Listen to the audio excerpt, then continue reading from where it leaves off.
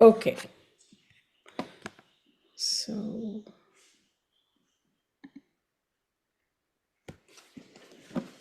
யாராவது மத்தேயு 1ஆம் அதிகாரம் வாசிக்கிறீங்களாப்பா? இதில் வெறும் ஜீனியாலஜி தான் இருக்கும். பட் இதில் என்னத்தை நம்ம புதுசாக கற்றுக்க போகிறோம் அப்படின்னு நினைக்க வேணாம். Let's read and then deep dive more in it. Can someone read it? படிக்கிறேங்க சுபா. ஆபிரகாமின் குமாரனாகிய தாவீதின் குமாரனான இயேசு கிறிஸ்துவனுடைய வம்ச வரலாறு.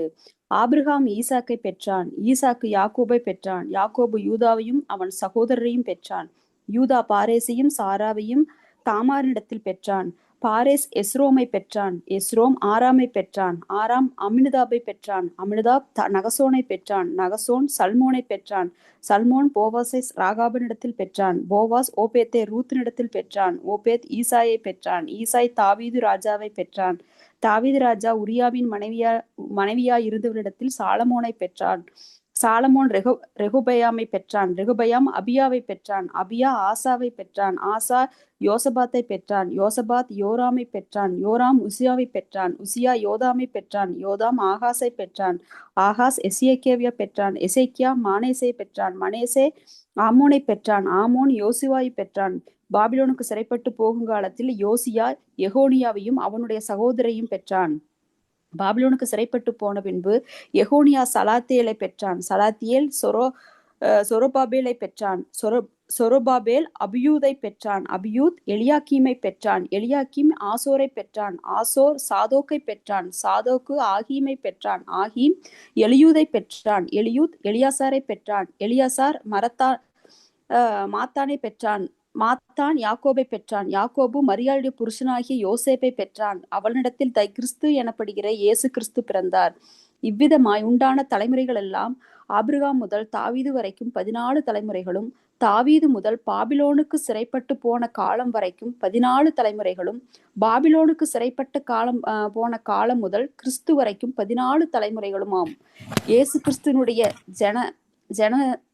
ஜனதத்தின் விவரமாவது, அவருடைய தாயாகிய மரியாள் யோசேப்புக்கு நியமிக்கப்பட்டிருக்கையில் அவர்கள் கூடி வரும் முன்னே அவள் பரிசுத்த ஆவியினாலே கர்ப்பவதியானாள் என்று காணப்பட்டது. அவள் புருஷனாகிய யோசேப்பு நீதிமானாயிருந்து அவளை அவமானப்படுத்த மனதில்லாமல் இரகசியமாய் அவளை தள்ளிவிட யோசனையாயிருந்தான். அவன் இப்படி சிந்தித்து கொண்டிருக்கையில் கர்த்தருடைய தூதன் சொப்பனத்தில் அவனுக்கு காணப்பட்டு, தாவீதின் குமாரனாகிய யோசேப்பே, உன் மனைவியாகிய மரியாளை சேர்த்து கொள்ள ஐயப்படாதே, அவளிடத்தில் உற்பத்தியாயிருக்கிறது பரிசுத்த ஆவியினால் உண்டானது. அவள் ஒரு குமாரனை பெறுவாள், அவருக்கு இயேசு என்று பெயரிடுவாயாக, ஏனெனில் அவர் தமது ஜனங்களின் பாவங்களை நீக்கி அவர்களை ரட்சிப்பார் என்றான். தீர்க்கதரிசியின் மூலமாய் கர்த்தராலே உரைக்கப்பட்டது நிறைவேறும்படிக்கு இதெல்லாம் நடந்தது. அவன், இதோ ஒரு கன்னிகை கர்ப்பவதியாகி ஒரு குமாரனை பெறுவாள், அவருக்கு இம்மானுவேல் என்று பெயரிடுவார்கள் என்று சொன்னான். இம்மானுவேல் என்பதற்கு தேவன் நம்மோடு இருக்கிறார் என்று அர்த்தமாம். யோசேப்பு நித்திரை தெளிந்து எழுந்து கர்த்தருடைய தூதன் தனக்கு கட்டளையிட்டபடியே தன் மனைவியை சேர்த்து கொண்டு அவள் தன் முதல் பேரான குமாரனை பெருமளவும் அவளை அறியாதிருந்து அவருக்கு இயேசு என்று பெயரிட்டான். ஏசாயா அதிகாரம் 7ஆம் அதிகாரம் 14வது வசனம். ஏசாயா 7ஆம் அதிகாரம் 14வது வசனம். யாராவது வாசிங்கப்பா?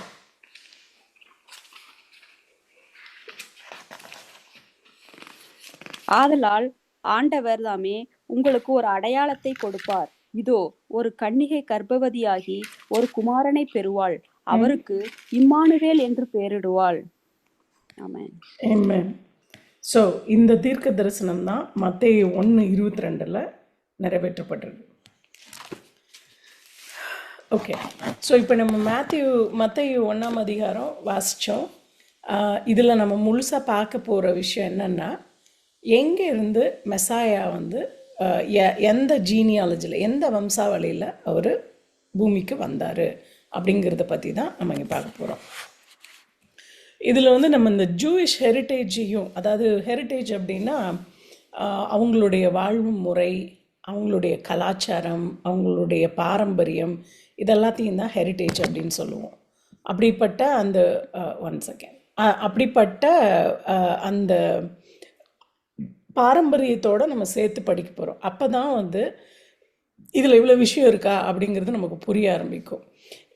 எதனால வந்து மத்தேயு வந்து ஒரு வம்சாவளி ஸ்டார்ட் பண்ணி அதிலிருந்து இந்த சாப்டரை தொடங்கினார். நம்ம இதுக்கு முன்னாடி பார்த்தோம், மத்தேயு வந்து முதல்ல எழுதப்பட்ட சுவிசேஷம் கிடையாது. ஆனால் புதிய ஏற்பாட்டில் முதல்ல வச்சதுக்கு காரணம் பழைய ஏற்பாட்டில் உள்ள எல்லா தீர்க்க தரிசனங்களும் இதில் வந்து நிறைவேறப்பட்ட அந்த பழைய ஏற்பாட்டில் உள்ள கிட்டத்தட்ட 60 வசனங்களுக்கு மேலே அந்த தீர்க்க தரிசனங்களை வந்து இதில் வந்து குறிப்பிட்டிருக்காரு. ஸோ இந்த பழைய ஏற்பாட்டுக்கும் புதிய ஏற்பாட்டுக்கும் இடையில ஒரு பாலமாக இந்த அப்படியே கண்டினியூட்டிக்காக இந்த சுவிசேஷத்தை முதல்ல வச்சுருக்காங்க அப்படின்னு பார்த்தோம்.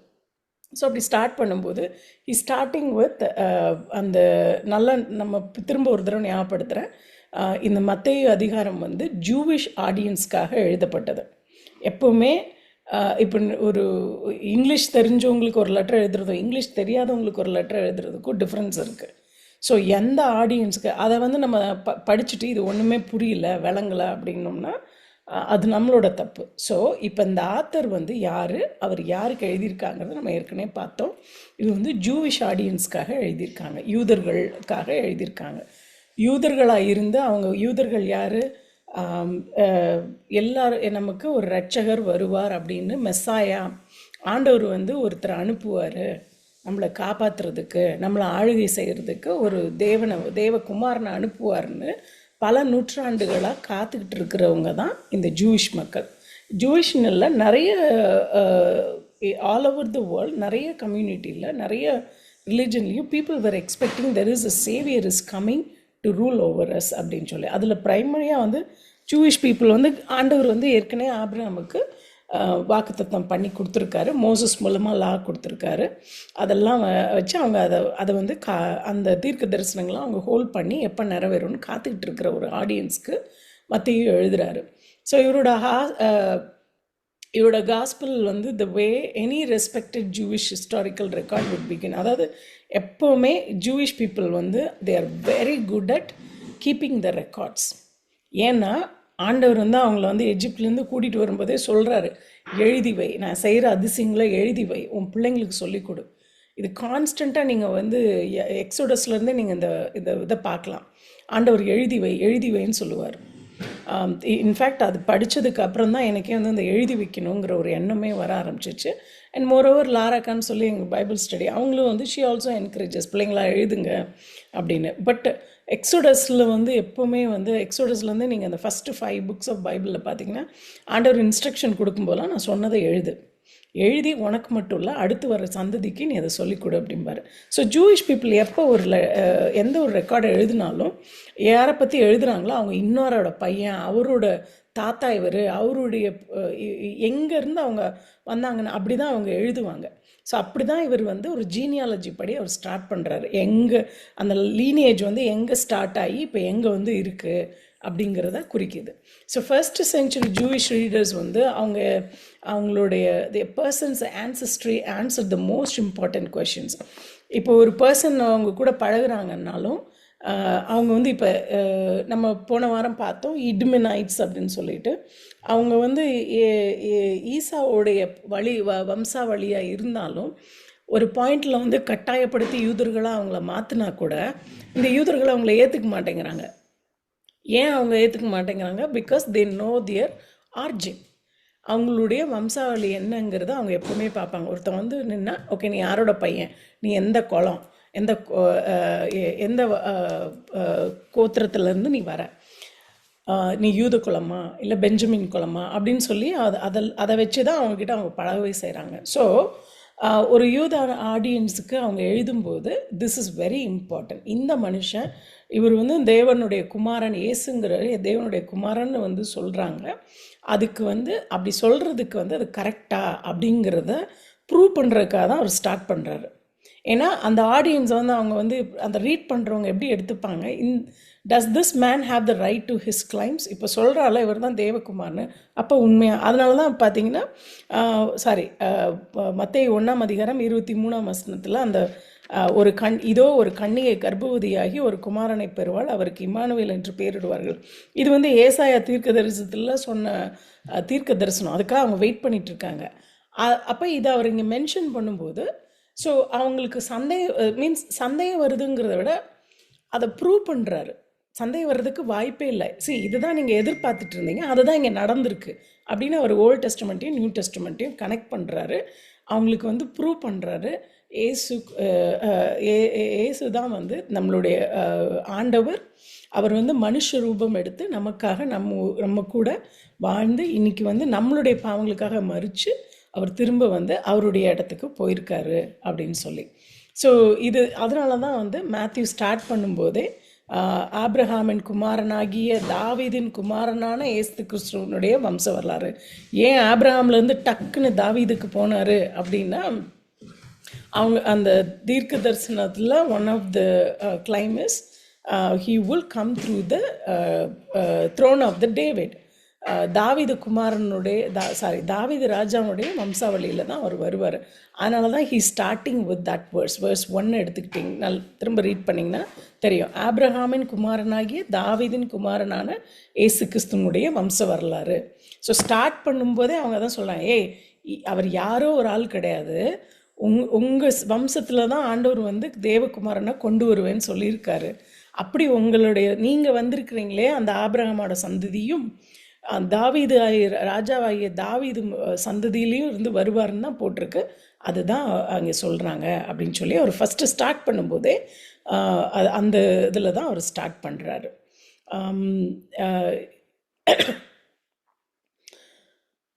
நெக்ஸ்ட்டு வந்து இம்மீடியட்டாக அவர் என்ன சொல்கிறாருன்னா, 2 கவனன்ஸ், நம்ம 2 ப்ராமிசஸ் வந்து ஆண்டவர் கொடுத்துருப்பார். லைக் ஆபிரகாமுக்கும் கொடுத்துருப்பாரு, தாவீதுக்கும் கொடுத்துருப்பாரு. ஆபிரகாமுக்கு வந்து சொல்லும்போது உன்னுடைய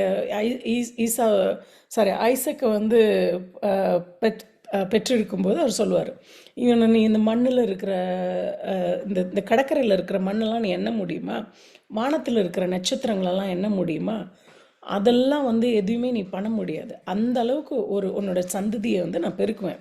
எப்போ 75 வயசில் புள்ள இல்லாமல் இருக்கிறாரு, அவருக்கு கடவுள் கொடுக்குற ப்ராமிஸ் இது. அவருக்கு புள்ளையே இல்லை, ஆனால் அவருக்கு சந்ததி வந்து அவ்வளோ பெருசாக இருக்குன்னு சொல்லி ஆண்டவர் அவருக்கு ப்ராமிஸ் கொடுக்குறாரு. 25 years he waited. ஸோ அந்த ஒரு ப்ராமிஸ் கொடுத்து ஒன்று ஆசீர்வதிக்கிறவங்கள நான் ஆசீர்வதிப்பேன், நீ போகிற தேசத்தை நான் ஆசீர்வதிப்பேன், உன் மூலமாக தேவகுமாரன் வருவார் அப்படிங்கிற அந்த ப்ராமிஸ் தாவீதுக்கும் சரி ஆபிரகாமுக்கு கொடுத்த ப்ராமிஸ், அந்த 2ஐயும் வந்து அவர் நினைப்பூட்டுறாருங்க. 2வது இவங்களுக்கு வந்து யூத மக்களுக்கு வந்து genealogy is very very important. ஏன்னா அவங்களுக்கு எப்போவுமே ஒரு பெருமை இருக்கும், நம்மெல்லாம் ஆபிரகாமனுடைய சந்ததி அப்படின்னு. ஏன்னா ஆபிரகாமுக்கு ஆண்டவர் கொடுத்த அது என்னென்னா, உன்னையும் உன் சந்ததியும் ஆசீர்வதிப்பேன் அப்படின்னு. அதனால தான் அவங்க அவ்வளோ கான்ஃபிடென்ஸாக இருக்காங்க. And they really claim it as a treasure. அவங்களுக்கு வந்து அது ஒரு பெரிய பொக்கிஷம்.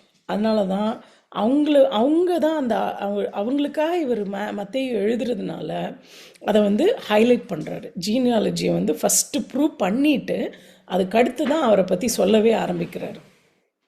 ரைட்? இல்லைனா இப்போ நம்ம ஒரு விஷயம் வந்து ஒருத்தர்கிட்ட சொல்ல போகிறோன்னு வச்சுக்கோங்களேன், முதல்ல அவங்க நம்ம சொல்கிறத கேட்கணும். எப்படி கேட்பாங்க? முதல்ல நம்மளை பிடிக்கணும், நம்ம பேசுகிறது அவங்களோட வேல்யூக்கும் மேட்சாக இருக்கணும். அப்போ தான் அவங்க லிசன் பண்ணுவாங்க. இல்லைன்னா நான் போய் டபால்னு போய் ரோட்டில் போகிறவங்களோ இல்லை யாரையோ ஒருத்தரை பார்த்து எனக்கு தோணுது நல்லதெல்லாம் நான் பாட்டு பேசினேன்னா அவங்க கேட்க மாட்டாங்க. பிகாஸ் என் பார்வைக்கு அது நல்லதாக இருக்கலாம், நான் என்னத்தையும் சொல்லிகிட்டே இருக்கேன்ட்டு அவங்க என்னடா யாரா இது அப்படின்னு சொல்லிட்டு போயிடுவாங்க. ஆனால் அதுவே அவங்களோட அவங்க யார், என்ன, அவங்களுடைய சூழ்நிலைகள் என்ன, அவங்க எதை நம்புகிறாங்க, இதெல்லாம் நம்ம யோசித்து அவங்கக்கிட்ட அதுக்காக நம்ம மேனிப்புலேட் பண்ணலை.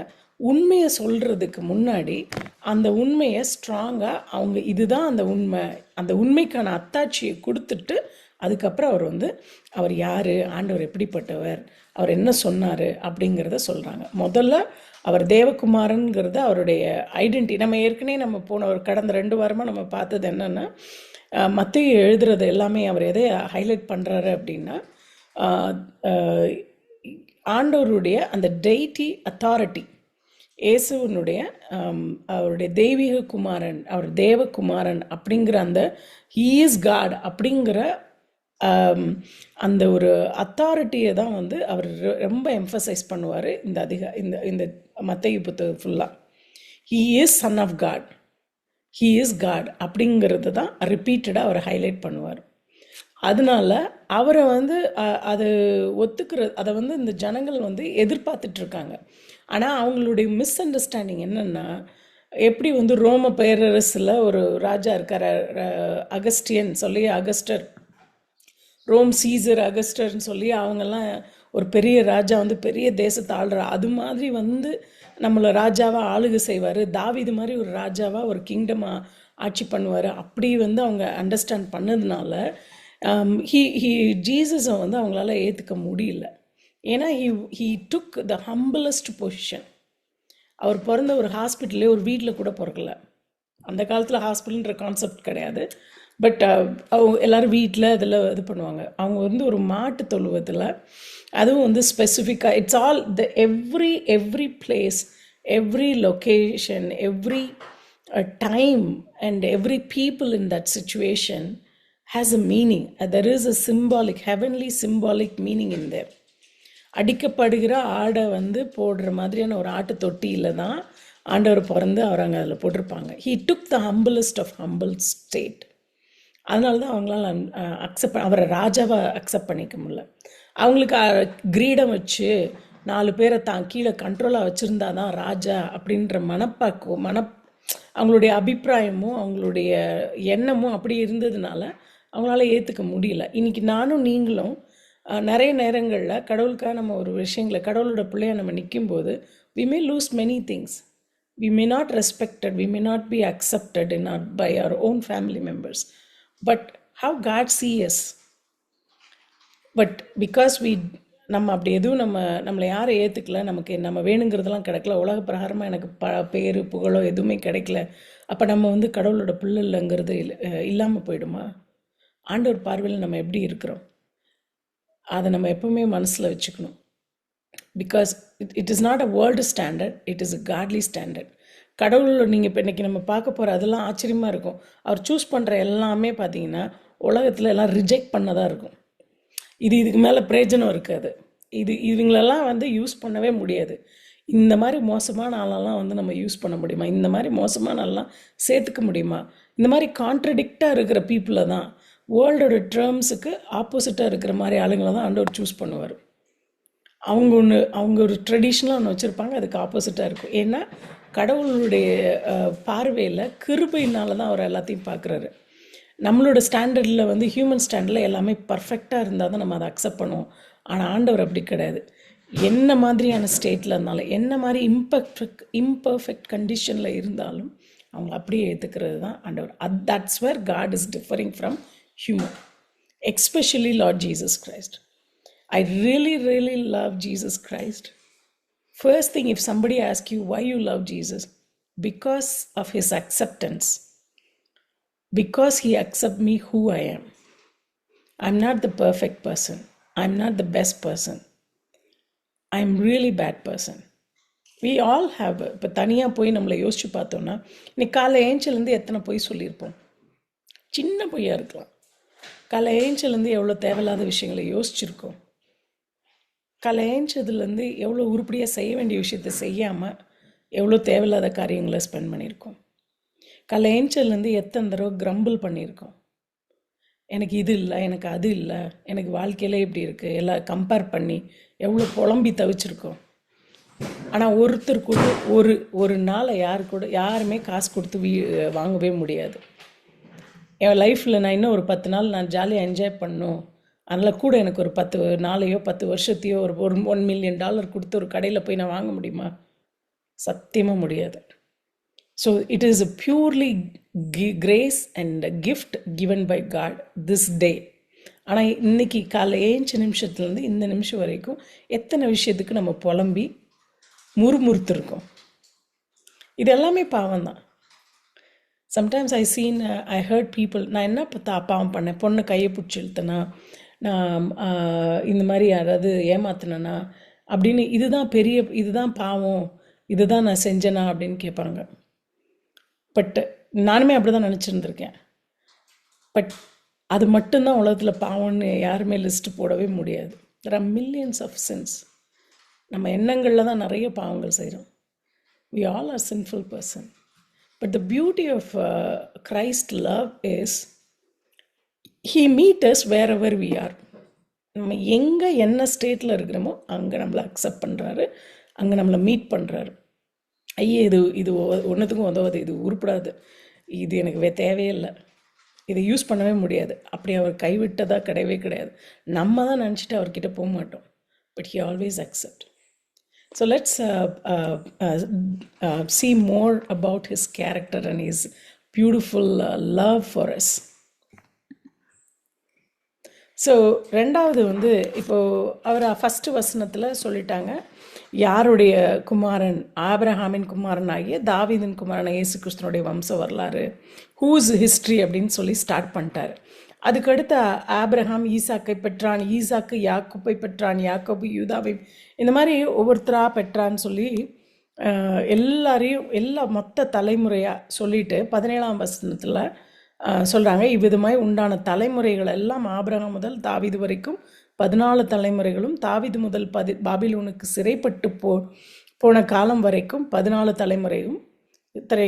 தலைமுறைகளும், பாபிலோனுக்கு சிறைப்பட்டு போன காலம் முதல் கிறிஸ்து வரைக்கும் 14 தலைமுறைகளும் அப்படின்னு சொல்லி 14 இருக்காங்க. இப்போ ஆப்ரஹாம்லேருந்து தாவீது வரைக்கும் இஸ்ரேல் அப்போ தான் பில்ட் ஆகுது. ஒரு சாதாரண ஆப்ரஹாமுக்கு குழந்தை இல்லாமல் 100வது வயசில் ஈசாக்கு பிறக்கிறாரு. அவருக்கு 2 ரெட்டை பிள்ளைங்க.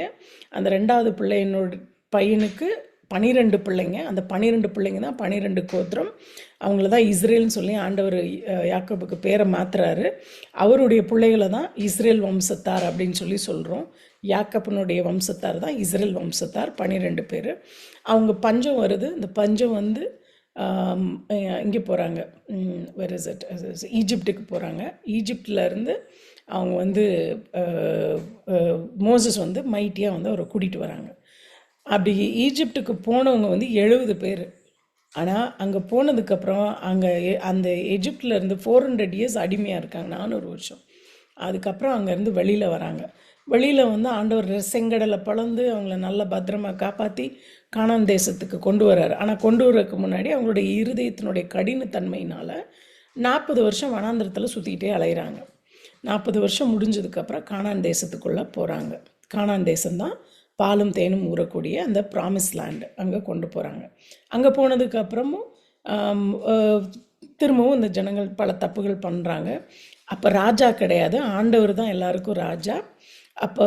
அப்பப்போ அவங்களோட எதிரிகளை இருந்து அந்த ஜனங்களை காப்பாற்றுறதுக்கு ஜட்ஜஸ், நியாயாதிபதிகள்னு சொல்லிட்டு ஆண்டவர் எழுப்புறாரு. அந்த மாதிரி எழுப்பின ஒவ்வொரு ராஜாக்களும் அந்த ஜனங்களை அந்தந்த சூழ்நிலைகளை காப்பாற்றுறாங்க. அதுக்கப்புறம் இவங்க இந்த ஜனங்கள், இஸ்ரேல் ஜனங்கள்னு செய்கிறாங்க, எனக்கு ஒரு ராஜா வேணும், மற்ற தேசத்துக்காரங்கள்லாம் ராஜா இருக்குது, எங்களுக்கு கடவுள் தான் ராஜாவாக இருக்கார், எங்களுக்கு கடவுள் வேண்டாம், எங்களுக்கு மற்ற தேசத்தை ஆளுகிற ஒரு மனுஷன் மாதிரி எங்களுக்கு ஒரு மனுஷன் எங்களை ஆளுகை செய்யணும்னு வேண்டி கேட்குறாங்க. அப்போ கடவுள் சொல்கிறாரு, ஏய் நான் உனக்கு ராஜாவாக இருக்கிறேன், நீ என்னை விட்டு நீ மனுஷனை கூப்பிட்டேன்னா அவன் உன்னை ஆட்சி செய்வான், உன்னை அடிமையாக்குவான், நீ உன்னை வச்சு அவன் நல்லா இருப்பான்னு எல்லா டீட்டெயில்ஸ் சொல்கிறாரு. இருந்தாலும் இந்த ஜனங்க என்ன பண்ணுறாங்க, ஆண்டவருடைய கிங்ஷிப்பை ரிஜெக்ட் பண்ணிவிட்டு மனுஷன்தான் வேணும்னு சொல்லிட்டு மனுஷன் எடுக்கிறாங்க. அப்படி எடுத்து கடைசி என்ன ஆகுது, அந்த ராஜா சால் வராரு, அப்புறம் தான் டேவிடு வராது. அதுக்கு அடுத்து இது வரைக்கும் ஆபிரகாம் டேவிடு வரைக்கும் 14 ஜென்ரேஷன் அப்படிங்கிறாங்க. அப்புறம் தாவீது வந்ததுக்கப்புறம் அவருடைய பையன் சாலமோன், அவர் நல்ல வசதியாக பயங்கர உச்சத்தில், அவரை போல் ரிச்சஸ்ட் பீப்புள் இதுக்கு முன்னாடியும் இல்லை, இதுக்கு அப்புறமும் கிடையாது, அப்படி ஒரு ரிச்சஸ்ட் பர்சன். ஆனால் அறிவின் பெருக்கத்தின் காரணமாக கடவுளை நிராகரிச்சுட்டு அவர் ராஜ்ய பாரியமும் அவரிடத்துலேருந்து எடுத்துக்கொள்ளப்படுது. அந்த ராஜா இல்லைங்கும் போதே அந்த தேசம் ஒரு மேய்ப்பன் இல்லாத ஆடு மாதிரி சிதறடிக்கப்பட்டு போயிடும். ஸோ ஆளாளுக்கு வந்து அந்த தேசத்தை பந்தாடுறாங்க. எல்லாரும் அடிமைகளாக கூட்டிகிட்டு அப்படியே செதறி போகிறாங்க அந்த ஜனங்க. ஒவ்வொரு தேசத்துக்கு எதிராளிங்க வந்து அந்த தேசத்தை பிடிச்சவங்கெல்லாம் அந்த தேசத்தில் இருக்கிற ஆளுங்களை அவங்க ஊருக்கு கூட்டிகிட்டு போயிடுறாங்க. That's what David to exile.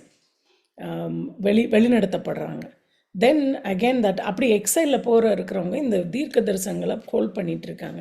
அவங்க எல்லாருக்கும் என்ன ஒரு எதிர்பார்ப்புன்னா, நமக்கு கிரைஸ்ட்னா one who sent by God, like it's a title. Okay, கர்த்தர் வந்து வருவார், நம்ம ராஜ்யத்தை திரும்ப கட்டுவார், நம்மளை ஆளுகை செய்வார். இப்படி நம்ம எதிரிகள் கைகளில் நம்ம மாட்டிக்கிட்டு எங்கெங்கேயோ சதுரி கிடக்கிறோம், நம்மளெல்லாம் ஒன்று சேர்த்து நம்மளை தாவீது போல் ஒரு ஆட்சி செய்கிறதுக்கு நமக்கு ஒரு ராஜா வருவார் அப்படின்னு சொல்லி அவங்க வெயிட் பண்ணுறாங்க. ஸோ அந்த எக்ஸைலேருந்து அந்த மெசாயா வர்ற வரைக்கும் உள்ள ஜென்ரேஷன் வந்து 14 அப்படிங்கிறாங்க.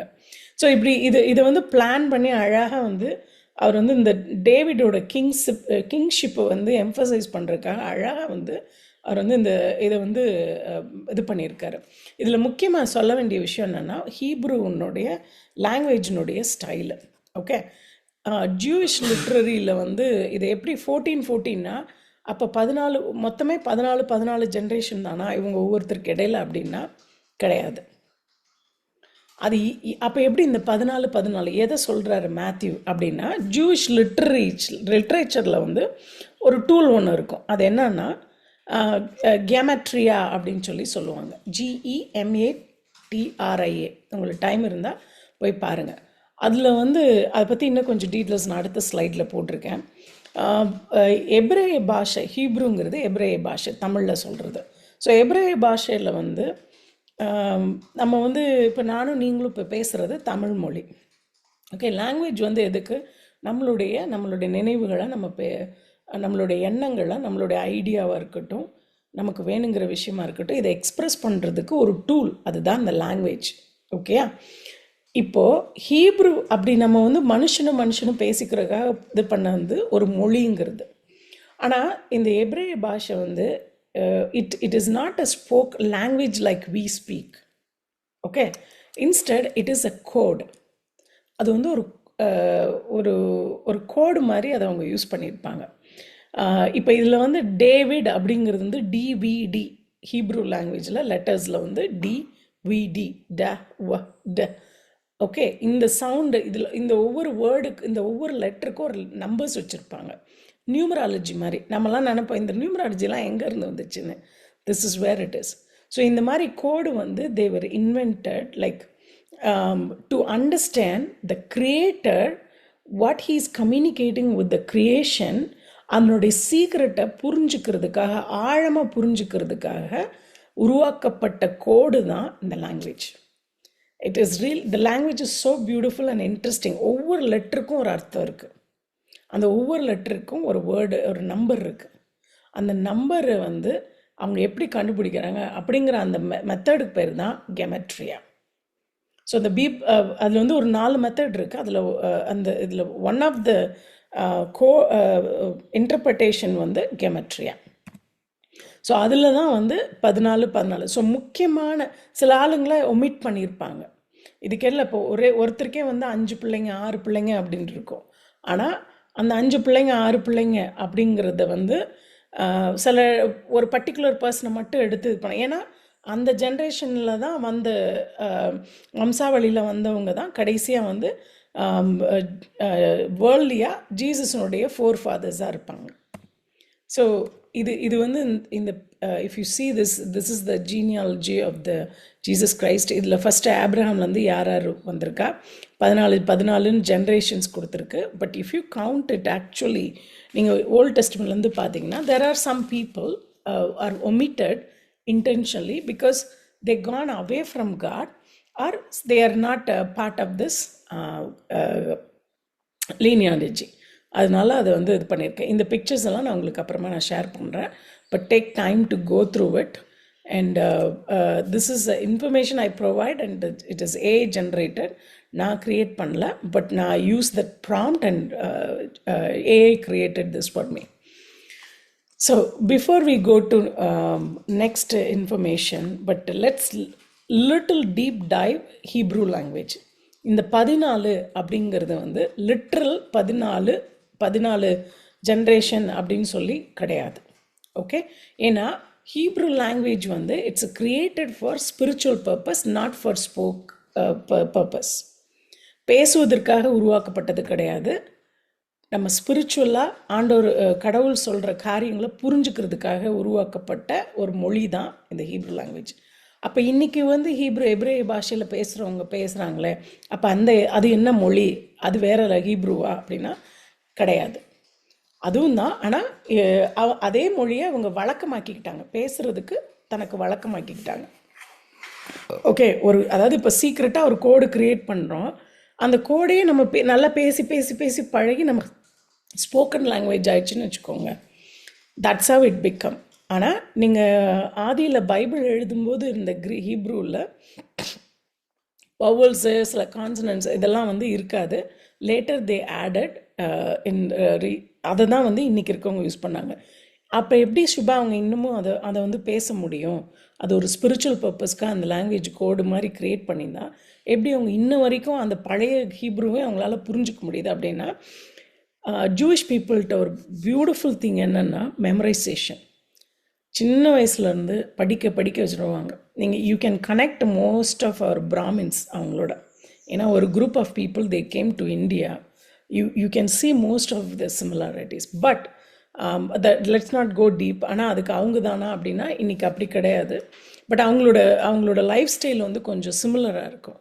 ஸோ அவங்க ஏன் வந்து அதை எப்படி அவங்களால ஸ்போக்கன் இங்கிலீஷாக மாற்ற முடிஞ்சு அப்படின்னா, ஆண்டவர் கொடுத்த வார்த்தையை எழுதி எழுதி வச்சு அதை வந்து படித்து ஆராய்ஞ்சு அதை வந்து ரீப்ரொடியூஸ் பண்ணாங்க. மீன்ஸ் அப்போ வந்து பிரிண்டிங் மிஷின்லாம் கிடையாது, எழுதி எழுதி. அதுக்கே நம்ம அதை தான் பார்த்தோம். ஸ்க்ரைப்ஸ்னு ஒரு குரூப்பை, தேவபாரகர் அப்படின்ற ஒரு குரூப்பை நம்ம பார்த்தோம். அவங்களோட வேலையே வந்து இந்த மாதிரி ரீப்ரொடியூஸ் பண்ணுறது தான். ஏற்கனவே ஆண்டவர் சொன்னதை ஃபஸ்ட்டு எழுதி வச்சுருப்பாங்களா, அதை இன்னொரு காப்பி வந்து ப்ரொடியூஸ் பண்ணுறது தான் அவங்களோட வேலை. இப்படி எழுதி எழுதி இப்படி எல்லா குழந்தைங்களும் வந்து சின்ன வயசுலேருந்தே ஆண்டவருடைய வார்த்தையை படிக்கணும். ஏன்னா that is one of the God's command to Israel people, teach your children what I did it to you. அதனால் அவங்க வந்து பிள்ளைங்களுக்கு வந்து இதான் கடவுள் சொல்லி கொடுத்தாரு, இதான் கடவுள் செஞ்சார், இதுதான் நம்ம வந்தோம், இதான் நம்ம வம்சாவளின்னு சொல்லி அப்படி எழுதப்பட்ட அது வந்து எதில் எழுதப்பட்டிருக்கு? அந்த ஹீப்ரூ லாங்குவேஜில். அப்போ இந்த பிள்ளைங்க வந்து கண்டிப்பாக வந்து அதை படிப்பாங்க. படித்து then they made it as a spoken lay. So இன்றைக்கி இருக்கக்கூடிய ஹீப்ரூ பீப்புளும் they can read the Old Testament in the original text because they been learning all these years. பிறந்ததுலேருந்து அவங்க கண்டிப்பாக அந்த லாங்குவேஜை படிப்பாங்க. That is the only main difference. Because of that only they can speak that language even today, and even today they can interpret and read the old scripture of the Old Testament, which is in Hebrew and Aramaic. Okay, so Hebrew language is a code that something lies behind it. இப்போ எப்படின்னா மேலே வந்து ஒரு letter இருக்கும். இப்போ 14 generation அப்படின்னு தாவீது அப்படின்னு போடுறாங்க அப்படின்னா, அப்போ அந்த தாவீதுக்கு உள்ள லெட்டர் என்ன, what is it really mean? அந்த நம்பர்ஸை வச்சு அவங்க இன்னும் அதில் என்ன ஆழமாக அதுக்குள்ளே என்ன மீனிங் இருக்குது அப்படிங்கிற கண்டுபிடிக்கிறது தான் அந்த ஹீப்ரூ லாங்குவேஜ். அதனால தான் அதை வந்து ஒரு கோடுன்னு சொல்கிறோம். ஒவ்வொரு லெட்டரும் வந்து ஒரு பாத்திரம் மாதிரி. நம்ம எல்லாருமே வந்து இப்போ இந்த வேர்ட்ஸ் நம்ம ரீட் பண்ணுறோம் இல்லையா, இந்த ஒவ்வொரு வேர்டும் வந்து இந்த லெட்டரும் வந்து ஒரு பாத்திரம். அந்த பாத்திரத்துக்குள்ளே ஆண்டவர், அந்த கடவுள் வந்து த creator, what he gives to that creation, அதை ஹோல்ட் பண்ணுறது தான் அந்த ஒவ்வொரு எழுத்தும். So that is how they see இந்த லாங்குவேஜை வந்து அப்படி தான் அவங்க பார்ப்பாங்க. ஓகே, இதில் வந்து இந்த ஷேப் ஆஃப் த லெட்டரும் வந்து ரொம்ப இம்பார்ட்டன்ட். இப்போ நீங்கள் இதில் பார்த்தீங்கன்னா லைனாக இருக்குது, ஹரிசாண்டலாக இருக்குது, வெர்டிக்கலாக இருக்குது. அதாவது கிடைமட்டமாகவும் நேர்மட்டமாகவும் இருக்கும். அதாவது படுக்கிற மாதிரி இருக்கும், ஸ்ட்ரைட்டாகவும் இருக்கும். ஸோ இதில் எல்லாமே it represent a certain bond between the force of reception and the force of bestowal. Means இது மேலேருந்து கடவுள் கொடுக்குற விஷயத்தையும் அதை கீழேருந்து வாங்கிக்கிறவங்க, இவங்க 2 பேருடைய பாண்டை தான் வந்து இந்த லெட்டர் வந்து குறிக்குது. எல்லா லெட்டருமே மேலேருந்து கீழே வர்றது வந்து the wisdom from God, and அதை வந்து எது தடுக்குது, எது வந்து நல்லது கெட்டது அப்படிங்கிறத வச்சு தான் அந்த லைன்ஸு இதெல்லாம் மாறுது. ஓகே, அதில் மொத்தமாக வந்து 22 + 5 ஹீப்ரூ லெட்டர்ஸ் இருக்குது. மொத்தம் 27. ஒவ்வொன்றுக்கும் வந்து ஆல்ஃபா நியூமரிக் கோடு இருக்குது. அப்படின்னா ஒவ்வொரு லெட்டரும் வந்து அதுக்கு ஒரு இங்கிலீஷ் இதாக இருக்கட்டும், பெரும்பாலும் நம்பர்ஸ். இப்போ இந்த மாதிரி டேவிட் அப்படிங்கிறதுக்கு வந்து டிங்கிற வேர்டுக்கு 6, ஐ திங்க் வி வந்து 4, அடுத்து திரும்ப டி வந்து 6. ஸோ 6 + 4 + 6 மொத்தமாக எடுத்திங்கன்னா, சாரி தப்பாக சொல்கிறேன் நான், 4, 6, 4 அப்படின்னு வரும் அந்த 3 லெட்டருக்கு மீனிங். ஸோ மொத்தமாக டேவிட் அப்படின்னு எடுத்திங்கன்னா அவருடைய கூட்டு எழுத்து வந்து நியூமராலஜி படி, மீன்ஸ் இந்த கோடு படி 14. அதை தான் அவர் வந்து திரும்ப திரும்ப எம்பசைஸ் பண்ணுறார். எதுக்காக மேத்யூ அப்படி எழுதினார்னா, இவங்க எல்லாம் தாவீதுடைய வம்சாவளி அப்படின்னு திரும்ப திரும்ப அதை ஹைலைட் பண்ணுறதுக்காக 14 ஜென்ரேஷன் 14 ஜென்ரேஷன் 14 ஜென்ரேஷன். ஆக்சுவலாக 14ங்கிற நம்பர் யாரை குடிக்குதுன்னா தாவீதை குடிக்குது அதில். ஓகே, ஸோ ஒவ்வொரு வேர்டுக்கும் ஒரு ரூட் வேர்டு இருக்கும். டெக்னிக்கல் ஸ்பிரிச்சுவல் ரூட்டுன்னு சொல்லி ரூட் வேர்டு இருக்கும். நம்ம ஒரு 2 வாரத்துக்கு முன்னாடி பைபிள்ஸ் இதில் ப்ரேயர் மீட்டிங் இது பண்ணும்போது மெசேஜ் எடுக்கும்போது பார்த்தோம், எல் ஷடாய் அப்படின்றதுக்கு மீனிங் என்ன அப்படின்னு பார்த்தோம். அதில் ரூட் வேர்டு வந்து ஷேடுங்கிற ஒரு வார்த்தையை பற்றி அதிலிருந்து வந்ததுனால அது El Shaddai, almighty, who satisfy us, நம்மளை திருப்தி செய்கிற தேவன் அப்படின்னு சொல்லி நம்ம அதை பார்த்தோம். ஸோ அது மாதிரி டெக்னிக்கல் ஸ்பிரிச்சுவல் ரூட் இருக்கும் ஒவ்வொரு வார்த்தைக்கும். இப்போ இந்த கேமெட்ரியான்றது one of the way of expression. So இதை வந்து நம்பர்ஸில் எல்லாத்தையுமே அதை டீகோட் பண்ணுவாங்க. இப்போ நம்ம ஒரு லெட்டராக படிக்கணும்ல, இப்போ நம்ம இங்கே இதில் எல்லாத்தையும் மத்தையில் வாசிக்கிறோம் பார்த்தீங்களா, இது எல்லாமே நம்பர்ஸாக அவங்க படிப்பாங்க. ஏன்னா ஒவ்வொரு லெட்டருக்கும் ஒவ்வொரு வேர்டுக்கும் ஒரு மீனிங் இருக்குதுன்னு சொல்லி அதை டீப்பாக படிப்பாங்க. எப்படி நம்பர்ஸில் அதை கூட்டெழு நம்பர், ஓகே இந்த வேர்டுக்கு இந்த நம்பர் இது எல்லாத்தையும் வந்து இந்த நம்பர் வந்து இதுதான் குறிக்குது அப்படின்னு சொல்லி அவங்க அதை வந்து கனெக்ட் பண்ணி பார்ப்பாங்க. அது வந்து so this is a way of expression in numerically. Okay, so நியூமரிக்காக இதை வந்து எக்ஸ்ப்ரெஸ் பண்ணாங்க. ரெண்டாவது, இது வந்து க்ரீக்லேருந்து டிரைவ் பண்ண, இந்த ஹீப்ரூ வந்து இட்ஸ் டிரைவ்ட் ஃப்ரம் க்ரீக். ஏன்னா New Testament is written in the Greek language. ஏன்னா நம்ம அப்போயே முன்னாடி ஃபஸ்ட் இதில் பார்த்தோம், right now Judea is under the Roman emperor, right? Roman எம்பரருக்கு கீழே இருக்கிறனால அன்னைக்கு பேசப்பட்ட மொழி வந்து க்ரீக். அப்போ எழுதப்பட்ட லாங்குவேஜில் வந்து இந்த மத்தேயு எழுதப்பட்ட மொழி வந்து க்ரீக். இப்போ அதை வந்து ஹீப்ரூவில் ட்ரான்ஸ்லேட் பண்ணுறனால, ஸோ திஸ் வேர்ட்ஸ் ஏன் ஹீப்ரூவில் ட்ரான்ஸ்லேட் பண்ணுறாங்க? ஆடியன்ஸ் வந்து யார்? Jewish people. ஸோ அவங்க வந்து இன்னமும் வந்து பேசும் மொழி வந்து எபிரேய பாஷையில் அவங்க பேசுகிறாங்க, அவங்களுக்கு புரிஞ்சுக்க முடியும். அப்படி டிரான்ஸ்லேட் பண்ணுறதுனால அவர் அந்த நம்பரில் எழுதுகிறாரு. ஸோ இது வந்து இந்த ஒவ்வொரு லெட்டருக்கும் ஒரு நம்பர்ஸ் வந்து அசைன் பண்ணியிருக்கு. அந்த ஒவ்வொரு வார்த்தையும் ஒவ்வொரு ஃப்ரேஸஸும் வந்து நம்பர்ஸில் தான் அவங்க அதை ரீட் பண்ணுவாங்க. இப்போ நீங்கள் இதில் எக்ஸாம்பிள் நீங்கள் பார்த்தீங்கன்னா தெரியும், ஷலோம் அப்படின்னா பீஸ், சமாதானம் உண்டாகுது. ஷலோம் அப்படின்னா இப்படி நீங்கள் எப்போ பார்த்தீங்கன்னாலும் அவங்க ஒரு டேயில் நீங்கள் எப்போ பார்த்தாலும் பீஸ் அன்டு யூ அப்படிம்பாங்க. ஷலோம் லஹா, ஷலோம் லஹி அப்படிம்பாங்க. அப்படின்னா உங்களுக்கு சமாதானம் உண்டாவதாக அப்படின்னு சொல்லுவோம். இப்போ நம்ம பார்த்தோன்னா praise Lord sister, praise Lord அப்படின்னு சொல்லுவோம், தேவனுக்கு நன்றி அப்படின்னு சொல்லுவோம். இந்த திருமணம்ல பார்க்குறதுக்கு ஒரு வாய்ப்பு கொடுத்ததுக்கு நன்றி அப்படிங்கிறது. பட் இப்போ ஷலோம் அப்படிங்கிறது அவங்க எப்படி சொல்லுவாங்கன்னா, நம்ம வெறும் பீஸ் நினைக்கிறோம். ஆக்சுவலாக அதுக்கு மீனிங் என்னென்னா, பீஸ் அப்படிங்கிறது வந்து கம்ப்ளீட்னஸ். ஒருத்தர் வந்து எப்போ பீஸ்ஃபுல்லாக இருப்பாங்கன்னா, எல்லாமே நிறைவாக இருக்கும்போது தான் அவங்க பீஸ்ஃபுல்லாக இருப்பாங்க. அப்போது பீஸ் அன்டு யூ அப்படின்னு ஒரு ஜூவிஷ் பீப்புள் வந்து உங்களை எப்போ யாரை பார்த்தாலும் any time they see you first they say peace unto you, shalom அப்படிம்பாங்க. அப்படின்னா உங்களுக்கு தேவன் உங்கள் மனசையும் உங்கள் இருதயத்தையும் உங்களுடைய ஆத்மாவையும் முழுமைப்படுத்தி உங்களை சமாதானப்படுத்துவாராக அப்படின்னு சொல்லி அவங்கள ஆசீர்வதிக்கிறதுக்கு தான் அதுக்கு பேர் அர்த்தம். நம்ம வெறும் பீஸ் அப்படிங்கிறோம், ஆனால் அதுக்கு மீனிங் வந்து இதில் நீங்கள் பார்த்தீங்கன்னா அந்த ஒவ்வொரு லெட்டருக்கும் என்ன நம்பர்னு அர்த்தம். ரைட்லேருந்து தான் லெஃப்டில் ரீட் பண்ணுவாங்க. ஸோ ரைட்லேருந்து அந்த ஒவ்வொரு லெட்டருக்கு என்ன மீனிங்னு பாருங்கள். 336 and 40. So total 376. இப்போ 376னா what is that mean? So இதை வந்து இன்டர்பிரேட் பண்ணுறதுல இப்படி ஒவ்வொரு லிட்ரேச்சரையும் இது பண்ணுறதுக்கு பரேஷ் அப்படின்னு சொல்லி ஒரு ஃபார்மெட், அதாவது இதோட ஃபர்ஸ்ட் லெட்டர்ஸ் தான் அந்த கீழே உள்ளது பார்த்தீங்கன்னா சிம்பிள் மீனிங்காக இருந்துச்சுன்னா அது பெஷாட் அப்படிம்பாங்க.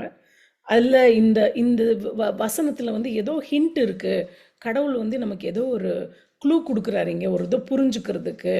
ரெவலேஷன் மாதிரி ஒரு சாப்டர், அது புரிஞ்சுக்கிறதுக்கு நமக்கு ஒரு க்ளூ கொடுக்குறாரு அப்படின்னா, அந்த மாதிரி டெக்ஸ்ட் அவங்க அண்டர்ஸ்டாண்ட் பண்ணுறாங்கன்னா அதுக்கு பேர் ரெமேஷ். அதுவே வந்து செர்மானிக் டீட்டெயில்ஸ், இப்போ ஜீசஸ் வந்து மலை பிரசங்கள்லாம் இது பண்ணியிருப்பாங்க. அப்போ அதனுடைய உள்ளார்ந்த அர்த்தம் என்ன, அந்த ஊமைக்கான அர்த்தம் என்ன, அப்படி தான் லெட்டர்ஸாக நம்ம அந்த மாதிரி ஒரு பேசேஜ் அவங்க ரீட் பண்ணி புரிஞ்சுக்கிறாங்கன்னா அதுக்கு பேர் ட்ராஷ். அண்ட் ஃபைனலாக வந்து ஏதோ சீக்ரெட், கடவுள் இந்த வார்த்தையில் ஏதோ ஒரு சீக்ரெட் வச்சுருக்காரு, அது என்னன்னு புரிஞ்சுக்கிறோம். அப்படிப்பட்ட டெக்ஸ்ட் அவங்க படிக்கிறாங்க, இன்டர்பிரட் பண்ணுறாங்கன்னா அதுக்கு பேர் ஷார்ட். ஸோ இதோட ஃபர்ஸ்ட் லெட்டர்ஸ்லாம் எடுத்திங்கன்னா PRDS. ஸோ அதுதான் படாஷ். ஸோ இந்த ஃபார்மெட்டில் தான் அவங்க வந்து பைபிளை வந்து எப்போவுமே ரீட் பண்ணுவாங்க. ஓகே, ஸோ இப்போ இந்த ஹீப்ரூ இந்த எழுதப்பட்ட இந்த மத்தேயு அதிகாரம் க்ரீக்லேருந்து ஹீப்ரூவில் எழுதியிருக்காங்க இல்லையா. So it is originating from Greek. அதனால் வந்து it was heavily used in Jewish mysticism. அவங்களுக்கு வந்து ரொம்ப நம்பிக்கை இருக்கும். நம்ம நினைக்கிறோம் இதெல்லாம் மூட நம்பிக்கை, இப்படிலாம் நம்ம இந்த மாடர்ன் வேர்ல்டில் இப்படிலாம் இருக்கமான்ட்டு. அவங்க எப்போவுமே கடவுள் என்ன சொல்கிறாரு, அவங்க இன்னொரு இட்ஸ் அ இன்ட்ரெஸ்டிங் திங். இந்த ஷீட்டு பார்த்தீங்களா, இந்த இதில் வந்து பேக்ரவுண்டில் நம்ம வந்து ஒயிட் பேப்பரில் பிளாக் பெயினை வச்சு எழுதுவோம். இப்போ அது மாதிரி தான் அவங்க எழுதியிருப்பாங்க. அவங்களுக்கு அந்த ஒயிட் பேப்பர் பேக்ரவுண்டில் எழுதுறதுக்கு என்ன காரணம்னா, that is a God's creation, he is holy. And on this what is interrupting at this time. இந்த கிரியேஷனோட கடவுள் கிரியேட்டர் வந்து இன்ட்ராக்ட் பண்ணும்போது என்ன நடக்குது அப்படிங்கிறத குறிக்கிறது தான் இந்த லெட்டர்ஸ். அது வந்து பிளாக்ல இருக்கும். மேலேருந்து வந்துச்சு, ஆண்டவர் இடத்துலேருந்து வருது அப்படின்னா அது மேலே லைன் வந்து மேலேருந்து கீழே வரும். That's called wisdom. அதுவே ஹரிசாண்டலாக போச்சுன்னா அதை தடுக்கிறது என்னது, அல்ல அது கீழேருந்து ஒரு லெட்டர் கீழேருந்து மேலே வந்துச்சுன்னா அதுக்கு என்ன மீனிங். ஸோ இந்த மாதிரி ஒவ்வொன்றுக்கும் ஒரு அர்த்தம் இருக்குது. அந்த ஒயிட் ஷீட்டில் எழுதுறதுக்கும் ஒரு அர்த்தம் இருக்குது, அது பிளாக் பேனால் எழுதுறதுக்கும் ஒரு அர்த்தம் இருக்குது. ஸோ இது என்னங்கிறது இப்போ நீங்கள் புரிஞ்சுக்கிட்டிங்கன்னா, எதுக்கு சுபா எனக்கு எதுக்கு இப்போ ஹீப்ரூ கிளாஸ் எடுக்கிறீங்க அப்படின்னா, ஏன்னா இவ்வளோ நாள் நம்ம என்ன நினச்சிட்டு இருந்தோம்னா, ஈவன் நானுமே 14 ஜென்ரேஷன் லிட்ரலாக ஆப்ரஹாம்லேருந்து தாவீது வரைக்கும் 14 ஜென்ரேஷன் தான். அதுக்கப்புறம் தாவீதுலேருந்து எக்ஸைல் போகிற வரைக்கும், அதாவது அவங்க எல்லோரும் நாடு கடத்தப்படும் வர்ற வரைக்கும் உள்ளது வந்து 14 வருஷம் தான். அப்படி தான் நினச்சிட்டு இருந்திருப்போம்.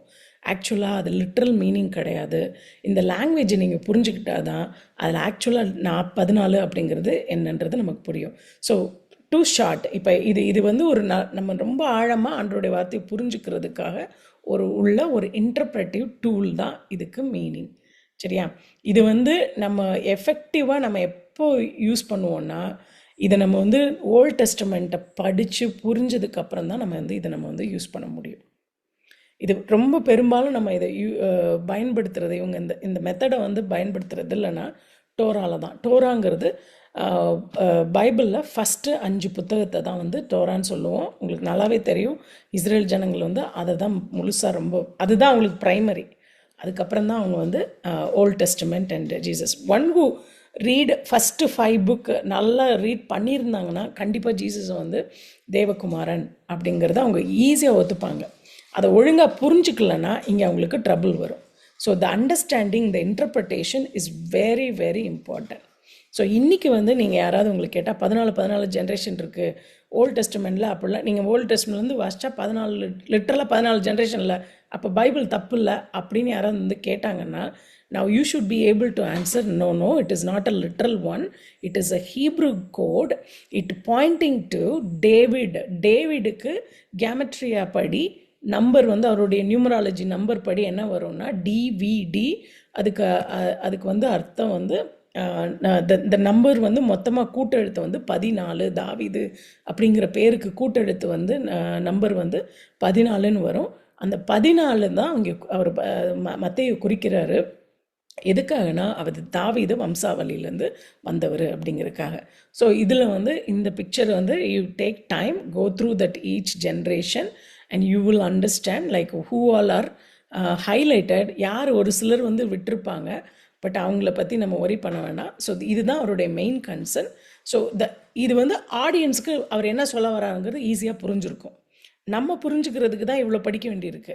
ஆனால் அன்றைக்கி அவர் எழுதின அந்த ஆடியன்ஸ்க்கு வந்து அது ஈஸியாக புரிஞ்சிருக்கும். அவர் ஏன் 14ன்னு சொன்னார், ஏன் வந்து சிலரை விட்டுருக்காரு, ஏன் சிலரை விடலை அப்படிங்கிறது அவருக்கு நல்லாவே தெரியும். ஏன்னா அவங்க கம்யூனிட்டியில் இப்போ சிலர் வந்து க ரொம்ப ஆச்சரியமாக இருப்பாங்க, ரொம்ப கடவுளுக்கு பக்தியாக இருக்கிறாங்க, ஒரு குரூப்பாக. அதில் ஒரு குரூப்பில் இருக்கிறவங்க தப்பாக பிஹேவ் பண்ணுறாங்க, தப்பாக அந்த அந்த அவங்களுடைய வழிமுறைகளுக்கும் அவங்களுடைய வரமுறைகளுக்கும் எதிராக அவங்க பிஹேவ் பண்ணுறாங்கன்னா அவங்கள என்ன பண்ணுவாங்க, அந்த குரூப்லேருந்து ஒதுக்கி வச்சுருப்பாங்க. Means they don't include them, they don't consider them. அந்த மாதிரி இருக்கிற சிலர் ஜனங்களை அவங்க வந்து தே அப்போ நம்ம போய் சொல்லும்போது அவங்கள நம்ம எக்ஸ்க்ளூட் பண்ணாலும் அவங்க வந்து தப்பாக நினச்சிக்க மாட்டாங்க. Because they know why they are included, why they are excluded. I think the time ஆச்சு.